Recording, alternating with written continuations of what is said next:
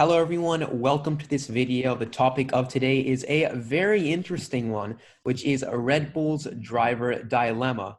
So obviously, Red Bull's driver situation for 2021 is complicated, to say the least. They are going to have to make a tough choice for 2021 on who is going to be their second driver alongside Max Verstappen. There are several drivers who right now make a great case for the seat. There is a lot to talk about. There's a lot to get through. So I thought, why not have a guest on the channel to join me? So today isn't just any random person here to talk about F1, but here I have the person behind the channel with over 100,000 subscribers, probably the fastest growing F1 YouTube channel of 2020, and that is Josh Revell. So Josh, welcome to the channel. It's great to have you on. Okay, man. Thanks for inviting me on board.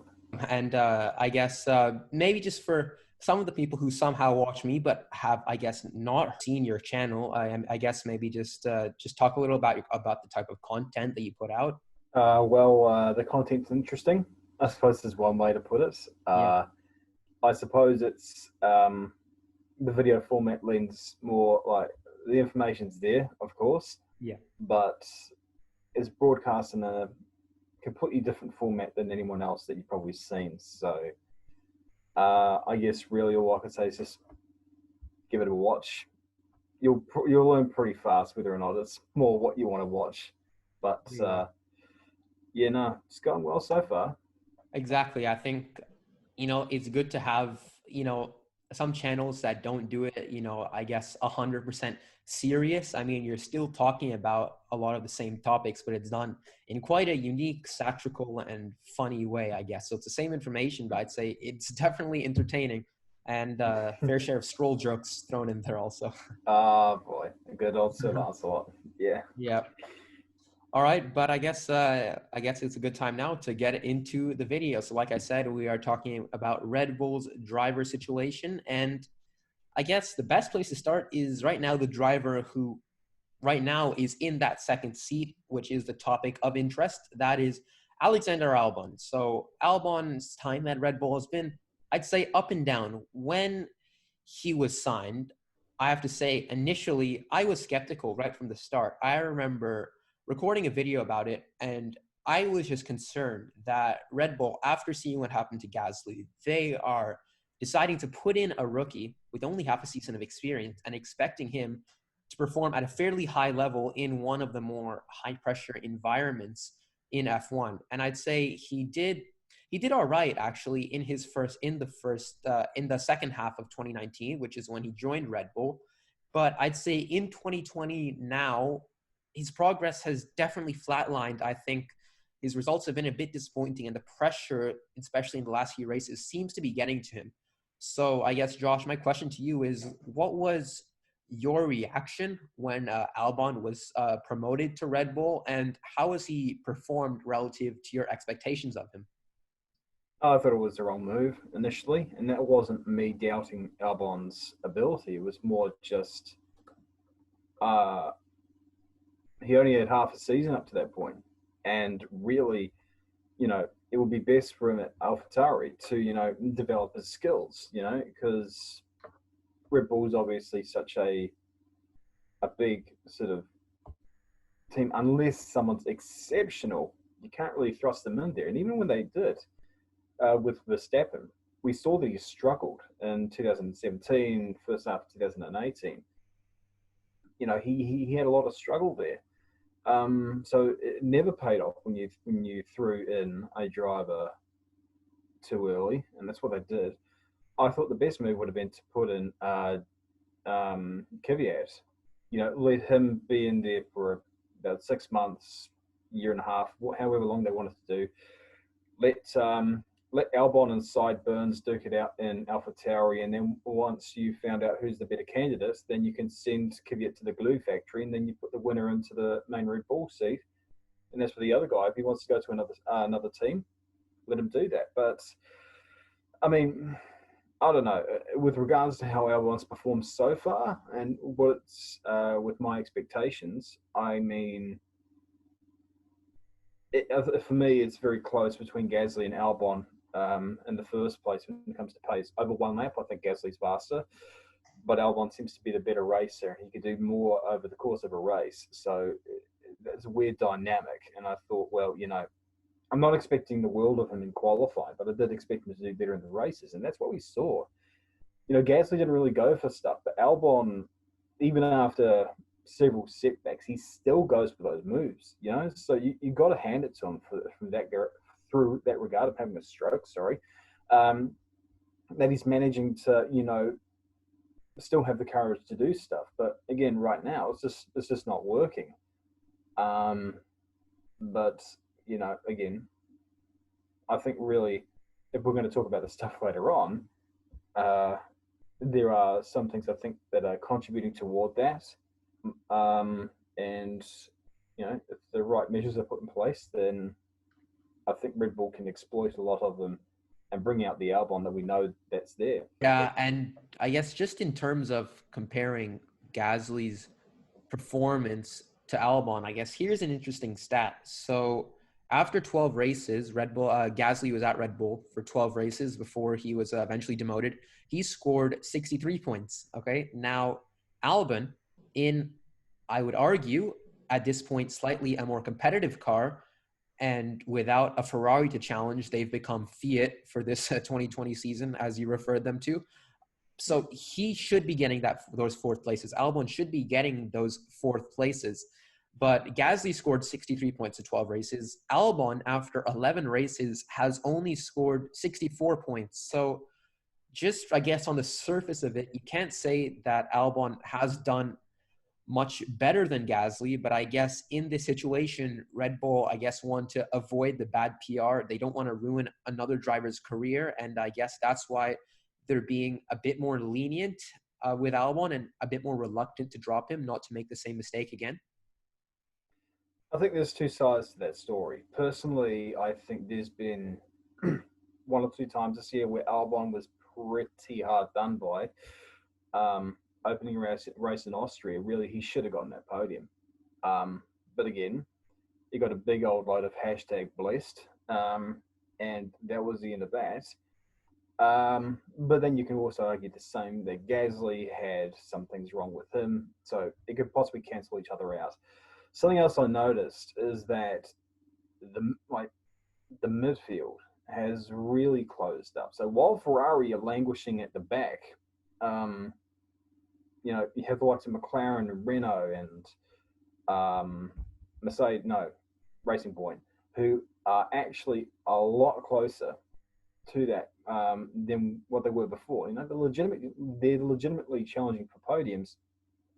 And as we've seen this year, there's been a lot of crazy races, red flags, safety cars, you name it. So it's thrown up a lot of really average results. So I don't know.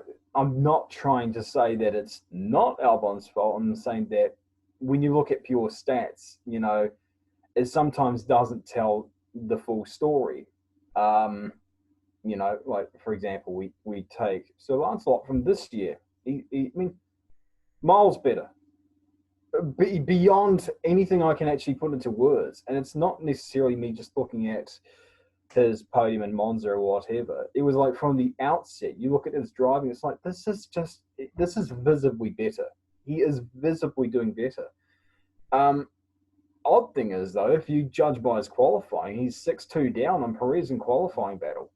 But, at the same time, it's like, that doesn't matter too much because, when you look at in the whole grand scheme of things, he is doing better, even if the stats don't necessarily back that up. So, but the thing is, when I was doing the video that's coming up on Albon, I looked at all the qualifying stats basically from Gasly versus Verstappen to Albon versus Verstappen, all the way through from basically the start of 2019 to the present day. I think Gasly's average gap to Verstappen was like 0.42 of a second, something like that. Yeah. Albon is 0.55. So, interesting. Yeah, Gasly's slightly better, but I guess even 0.4 is I'd say still too much. I think to be considered, we're not asking these guys to be beating Max. I guess Max is a generational talent. We're not asking that, but the expectation is that you are close to him. Occasionally, you can get really close, have a battle with him. We're not, I guess right now it's a case of Max fighting for the wins up with the Mercedes. And then you have Alex, who I guess I will give him that benefit of the doubt. He's gotten punted off by Hamilton twice, which cost him a podium, 2 podiums. He's had a few bad strategies, but what I feel I that do if, think he was used as a bit of a yeah, sorry to interrupt. yeah, In situations like the Spanish Grand Prix, you could see the Red Bull using him as a bit of a mule. Although at that stage he was sort of way down the pack, but still. And you were looking at some of the strategies that Red Bull were giving him, and you're just like, what are you doing? Like, this won't work. Why bother? And then they come in later on and they change the tires back to what they're supposed to be. But I suppose, with Max fighting for victory, with questions surrounding the strategy at the time, if you've got someone who's straggling down the pack, it's better to lose 1 point at the end of the top 10 to help chase for an extra 7 points for a win rather than second. So do with that what you will. yeah. So interesting you say that. So would you say that maybe Red Bull is just focusing a bit too much on Max and has left Pierre and Alex out to dry? Do you think they're not getting enough support within the team? And, what do you really think is the biggest factor behind these two talented drivers struggling so much at Red Bull? Let me preface this by saying I think Max is an exceptional talent to a degree where, for several factors, I'm not saying he is Ayrton Senna. I'm saying he's this generation's Ayrton Senna on the basis of just the raw speed, the following, everything that goes into it. He's one of those drivers really where on your best day, you may get close to him. So Red Bull have got good reason to back him as the man to challenge for the title because he is. There's few people in the world right now that will challenge him. But when Marco's talking about we're fighting the battle on one leg, you said that about Gasly and you dumped him. Now you're saying it about Albon. So it's fine to say something's happening, but you have to decipher what the problem is. You can't just say, this is wrong, we'll replace him with this driver and everything will be fine and dandy. No, that's just not how things work. Gasly and Albon are two exceptional drivers in their own right. They've got the junior credentials to back it up. And before they went into Red Bull, they were showing good results in Toro Rosso against Daniel Kvyat, who's not a slouch. But again, there's this misconstrued idea where, the moment someone underperforms, it's like, oh, they're not worthy of Formula One. I mean, for God's sake, man. Yeah. There's no element of truth in that at all. Do I think Red Bull put too much emphasis on Verstappen? Depends which way you look at it. I think, yeah. If Marco really wants two people in with a fight, then they have to start, at the very least, managing Albon correctly. Or whoever they put in that seat correctly. You can't just say, we'll put in Hulkenberg and Perez and everything will be, fine and dandy. Yeah. It doesn't work like that. What if they put them in and they're no better? You've just broken the system. You've potentially ruined 2 careers for no freaking reason, and you're still on the back foot. Like, this course of action really, I don't know if I'm jumping too far ahead here, is to stick with what you've got. Albon can get there. You just have to find out how to get him there. But, I'm speaking too logically here, and that doesn't belong in Formula One.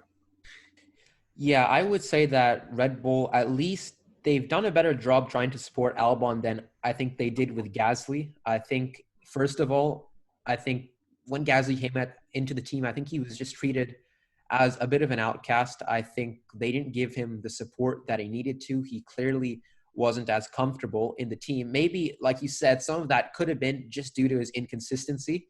It's just quite baffling that he's so much better at AlphaTauri. Some of that could be down to him. I'd say that they've been a bit more supportive of Alex so far. And, I guess they just need to be patient with him. They can't jump to too many conclusions. Like you said, just because someone doesn't perform in 2 races doesn't mean they're not Formula One worthy. I think a lot of people have really jumped on to the Albon hate train ever since the I mean, it's Nürburgring. easy to do that. Yeah, it is. It's easy to jump onto that, and again, it's something obviously, for example, Lance experienced. And it took him 3 years before he really started to get his mojo working. Yet there were some people that were pretty patient with that. Albon now, even in the whole Formula One, it's only 1.5 years. It's not that much time in a Formula One seat. I think really, just again, you look at his junior career, he's got the stats to back it up. He won the World Karting Championship in 2010, where 4th place was Pierre, 2nd place was Max. He beat Max for the World Karting Championship, so he's not a slouch. There's no real reason why he should be that far behind, and Red Bull really do need to bring it out within him. And I think Red Bull themselves were very patient with Max when he was having a nightmare run. Crashing into walls constantly. He was starting to get friction with the media. Crashing with Ricciardo. That was a rough stage, and there were people, including me at that stage, calling for him to be demoted to Toro Rosso and to sort of get his head in the right place. Meanwhile, you just bring up, I don't know, Brendan Hartley or whoever, let him run around in the middle of nowhere for a little while. At least he won't cause any problems. Let Max mature a little bit, and then bring him up eventually. But Red Bull just seem to be rushing it right now with those drivers, and to get them back on the train, I think they just need to reserve a bit of patience here. But Marco is already saying Hulk and Checo are candidates. So I mean, how? Not helping. The world's getting smaller, and there's one remaining eye. Exactly. That's a good point you make, because we all think of Verstappen as this generational talent, the guy who's going to dominate F1, easily second best driver to Hamilton. That didn't happen overnight.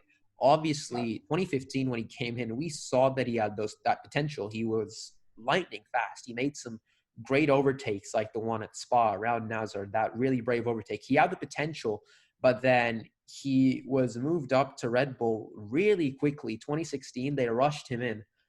But I guess the difference with Max, the reason why he has ended up like Kvyat, Gasly, or Albon, is that they gave him the time that he needed to learn from his mistakes, learn how to use his aggression, just be a bit more selective with it, so that his driving style is more effective. And obviously, it took him like 2 years, I guess, even more than 2 years. But again, we start to see him flip the switch in the back half of 2018. And so I guess you're right. We saw that Max Verstappen, he was plunked in even earlier, 18 years of age. But the same thing, 1 season of experience, like Albon, it took him over 2 years to really get to the level. I mean, to really reach his full potential. But the problem with that is, do Red Bull have like a whole nother season to be seeing Alex Albon languishing in the midfield like he is now? How long can it really continue on for if he's not putting in the results? When does Helmut Marko or Christian Horner have to go, we might have to think of changing our approach? And if we don't see things improving much more before the end of the season, do you think that Red Bull seriously have to consider a replacement, or do you give him another chance for 2021?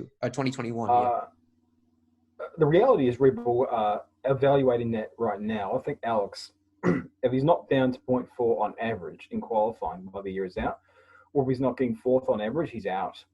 Just to round off, I guess, about Albon. So I like to do this at the end of every driver when I'm looking at this driver situation. So what out of 10, what chance do you see that Albon will be at Red Bull in 2021? What's your chance that he still keeps that seat next season?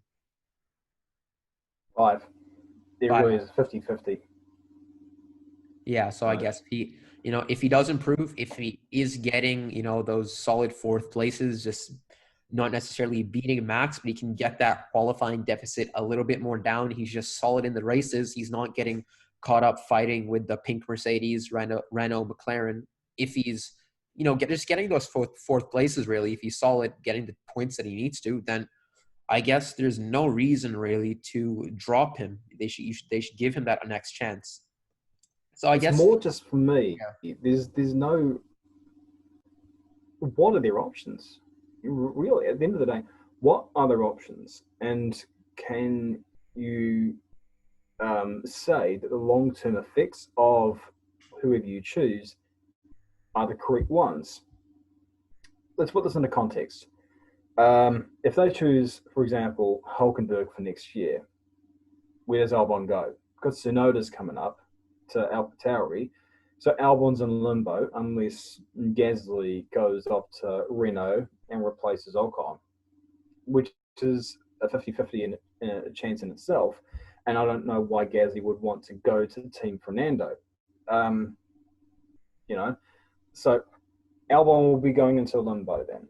And then there's a matter of if Tsunoda performs well, which I'm iffy on because I think like Gasly, who's pretty inconsistency. But if he does get promoted, then Hulk, what, you're going to give him a 1-year contract? Do you think he's going to take that, really? I don't know. There's just too many. It can get very messy if you go for an outsider into that program. Whereas if you go with Albon, as I said earlier, he knows the car. He can learn from his mistakes. If you adequately manage him from a driver's standpoint, you give him assurance that he's got that year. We will not fire you. Like, you are in that seat until the end of 2021.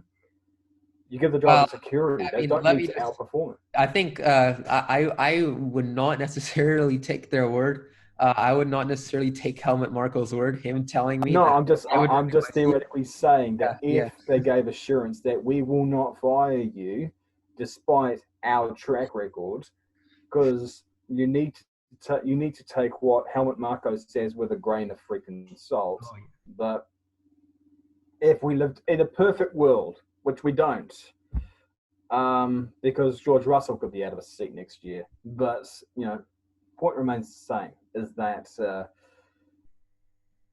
I think the best course of action, as painful as it may seem, as ill-sighted as it may seem to some people, definitely I've got reservations about this particular move, but Albon should be the person they push through with for 2021 for the sake of the junior team, the system, for Albon's career.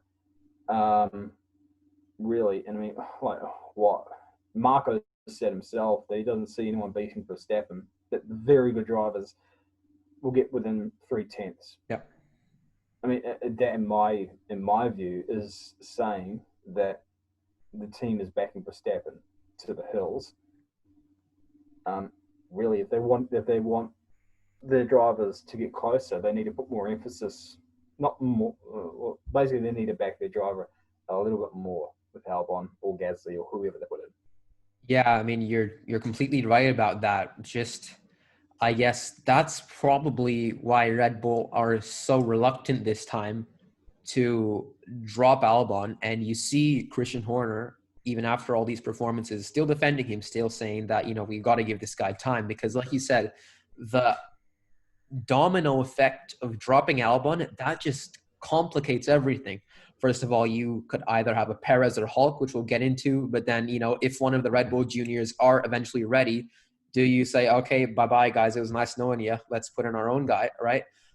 And then when you put in Albon, like you have Albon, Gasly, Kvyat, Tsunoda, you have 4 drivers and you only have 2 seats. So inevitably, 2 of them are going to get screwed. You know that Kvyat is probably going to be one of those people, but you obviously have a talented Japanese driver coming up through the ranks, and he's obviously waiting in the wings. And two drivers that have been rejected from your top team isn't exactly a great look. So yeah, there definitely are a lot of risks if they were to drop Albon. We've definitely talked a lot about young drivers, but I think now is a good time to look at the other side of things.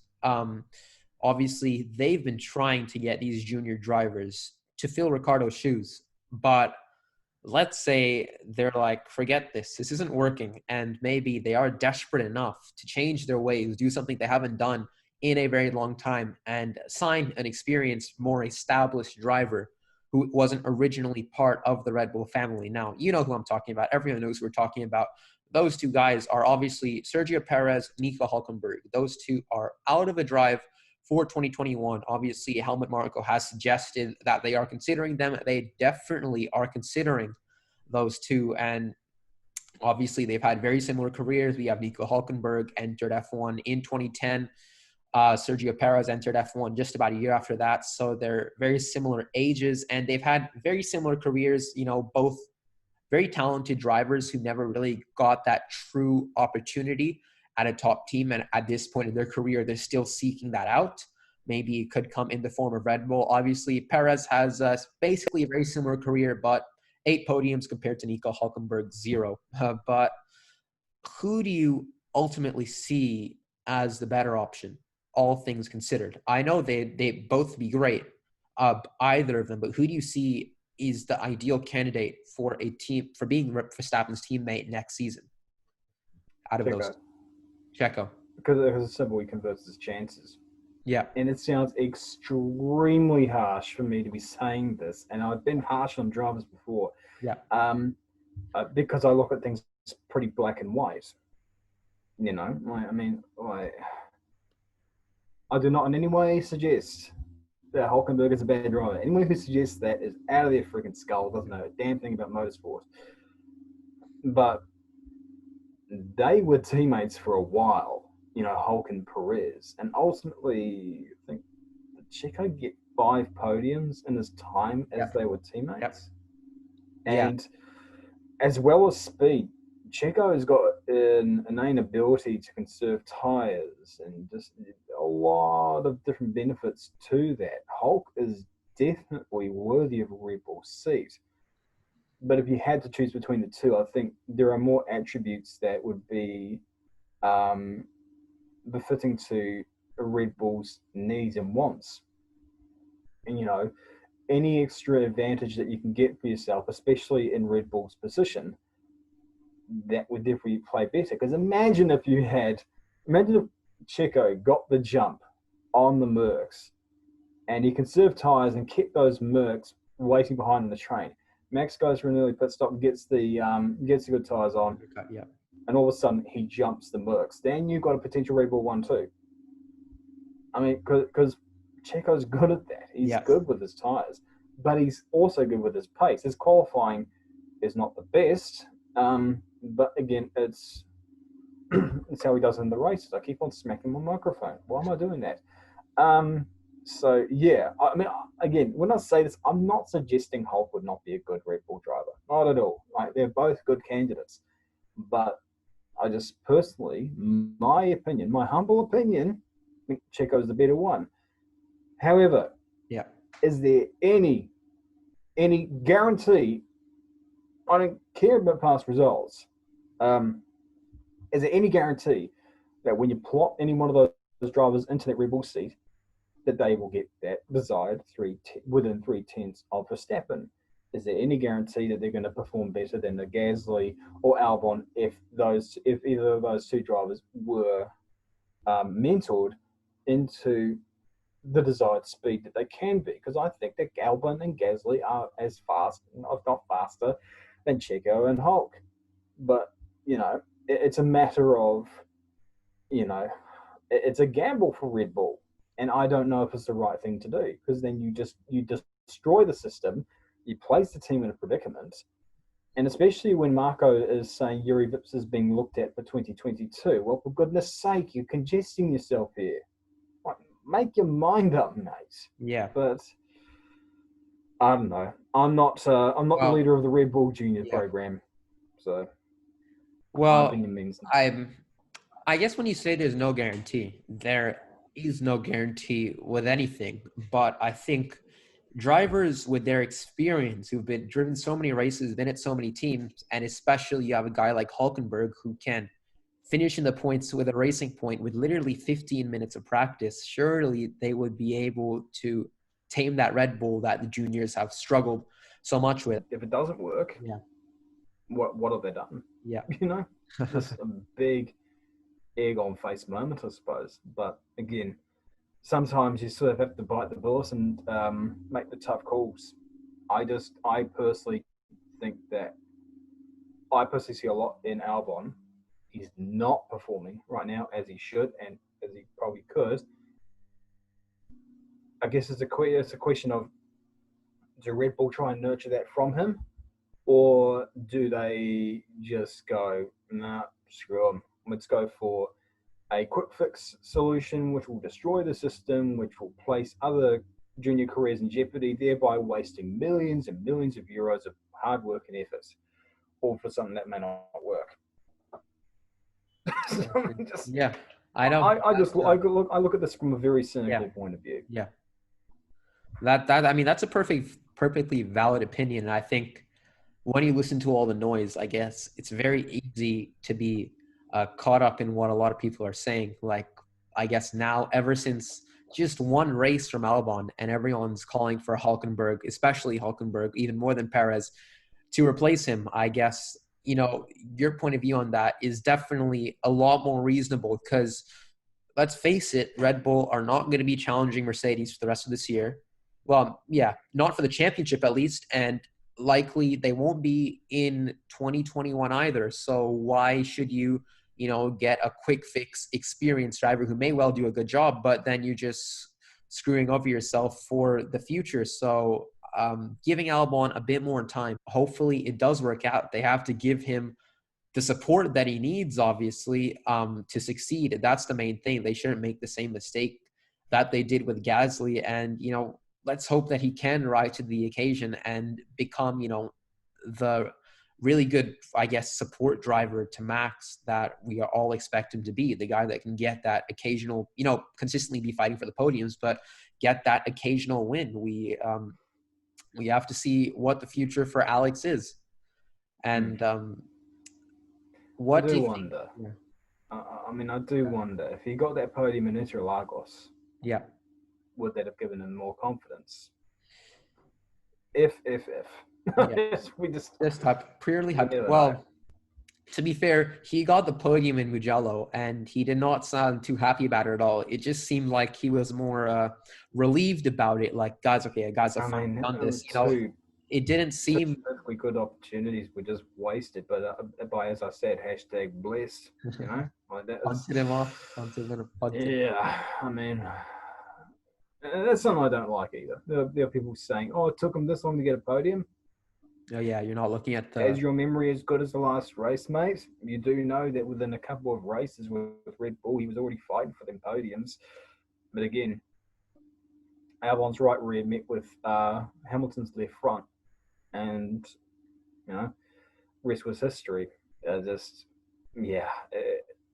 sucks for Albon for sure, but yeah, I don't know. I don't necessarily know. A lot of it just does not make sense in my mind. He should not be that far behind because he's not that bad at all. He's not bad at all. Like, something's going on, and I think a fair amount of it has to do with Red Bull's emphasis really on Max, which is fine to a point. But if they're going to place that much emphasis on him, then they also have to accept that it'll be to the detriment of whoever's in that second seat. So I mean, I don't know. I just again, it's boggling the mind to a point where I can't string a sentence together. Yeah, which sucks. Definitely an interesting situation. But I guess the only good thing for Albon is, he obviously isn't exactly secure in that seat, but I guess right now he just has to put his head down. He really has to just sort himself out. He needs to just calm down, get those consistent results. I don't think it's a huge thing that we're asking him to do because Red Bull are easily the second best team. We're asking him to get fourth place. We're not even asking him to really fight the Mercs or anything. Just, you know, let's hopefully, obviously, Red Bull have to do their part of the job, give him the right strategies, make sure he's not hung off to dry.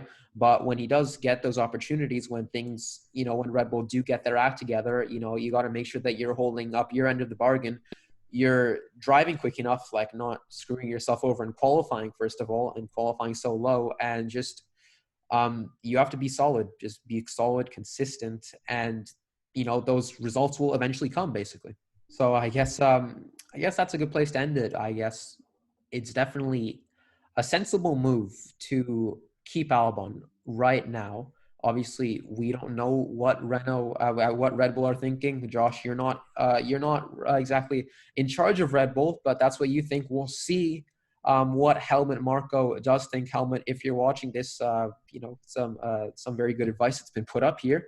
But yeah, we'll see what Red Bull do with their drivers. Very interesting times ahead for the team. They have two possible routes. Do they stick it out with their young guys? Will they eventually come through, or will they finally pull the trigger and do something they haven't done for a while, which is putting in an experienced guy? We'll see what they do eventually. But yeah, guys, I really hope you enjoyed this video. It was a really great discussion. Josh, thanks for coming on. I really hope you enjoyed it. Yep, And absolutely, yeah, man. Thanks again yeah. for inviting me on. And yeah, I will see you guys in the next one. Bye.